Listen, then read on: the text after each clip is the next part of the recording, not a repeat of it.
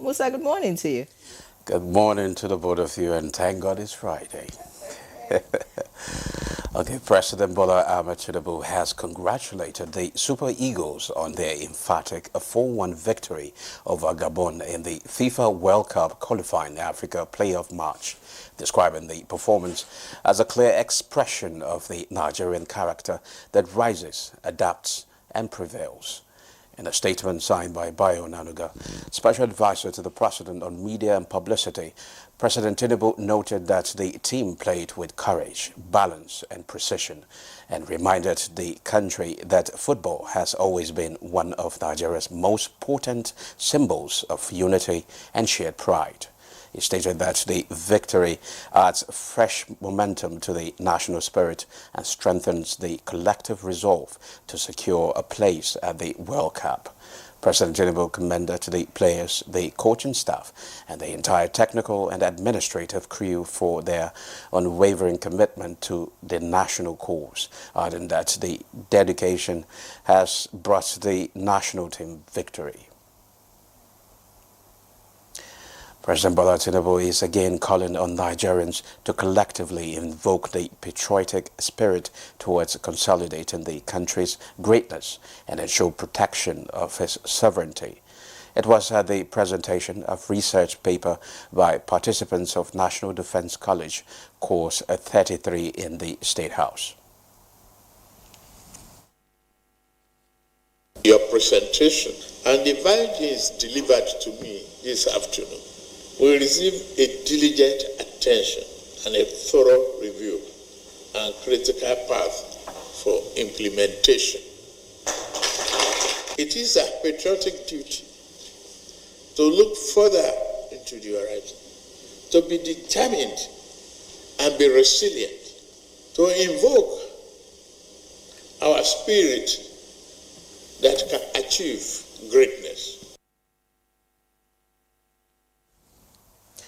The National Council on Privatization has approved the request by the Bureau of Public Enterprise to follow through on the engagement with Transco Power Consortium to secure execution of the performance agreements on the sale of Afam Power PLC and Afam 3 Fast Power Limited.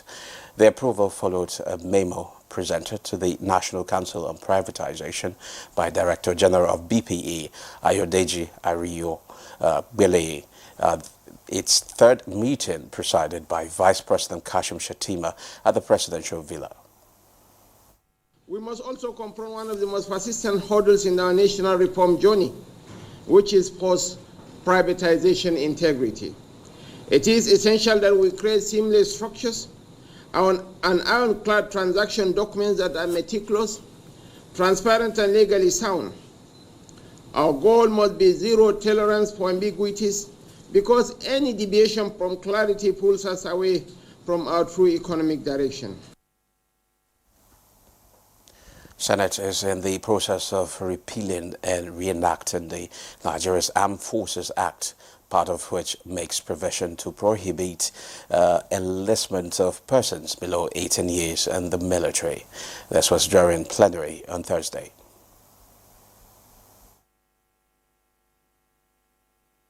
The bill upholds the supremacy of the Constitution and integrates fair hearing and due process into military justice. Reports of boards of inquiry set off by military authorities should not serve as a basis for conviction. It violates the principles of nemo judice in causa sua.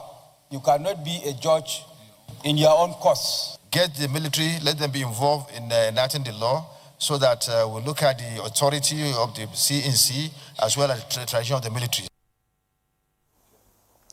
Meanwhile, the House of Representatives has directed the Federal Ministry of Education and the West African Examination Council WAEC to suspend the plan to hold computer-based examination next year and delay implementation till 2030. This resolution at Thursday's plenary was born out of apprehension among lawmakers that inadequate preparation may lead to mass failure. It's wrong to start this policy now without adequate preparation. Computer-based examination requires fully furnished hall with functional computers, internet facility, constant electricity supply, be it from the national grid or standby generator. This motion is referred to the Committees on Basic Education, Digital and Information Technology, Basic Examination Bodies. The federal government wants stakeholders in the advertising industry to sustain efforts in building Nigeria as a brand of prosperity and not a land of crisis. The Minister of Information and National Orientation, Mohammed Idris, at the 5th National Advertising Conference in Abuja, says engagement with the international community, including the United States, is working on addressing current challenges misbranding Nigeria. When false narratives about Nigeria are spread, especially internationally and also intentionally, it is your creativity, your strategy, and your storytelling that can counterbalance them with truth, with context, and compelling narratives of hope and progress. We need a communication renaissance, one that emphasizes facts over fear, unity over division, and truth over propaganda. The Nigerian Midstream and Downstream Petroleum Regulatory Authority is assuring the general public of adequate supply of petroleum products in the country within the acceptable national sufficiency threshold during this peak demand period. Statement by Judge Ine Ita, Director, Public Affairs Department of the agency, says there is robust domestic supply of petroleum products, including diesel, petrol, and liquefied petroleum gas, sourced from both local refineries and importation to ensure timely replenishment of stocks at storage depots and retail stations during and after festive peak periods. The authority therefore cautioned against hoarding, panic buying, or non-market reflective escalation of prices of petroleum products. The statement also said the implementation of the 15% ad valorem import duty on imported premium motor spirit and diesel is no longer in view.